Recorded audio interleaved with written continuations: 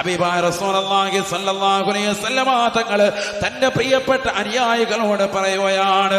മൂസാ നബി അലൈഹിസ്സലാത്തു വസ്സലാമിനെ കുറിച്ച് മദ്ഹ് പറഞ്ഞുകൊണ്ടിരുന്ന അനുയായികളോട് നബി സല്ലല്ലാഹു അലൈഹി വസല്ലമ തങ്ങൾ പറയുകയാണ്, ഞാൻ ആരാണെന്നറിയുമോ?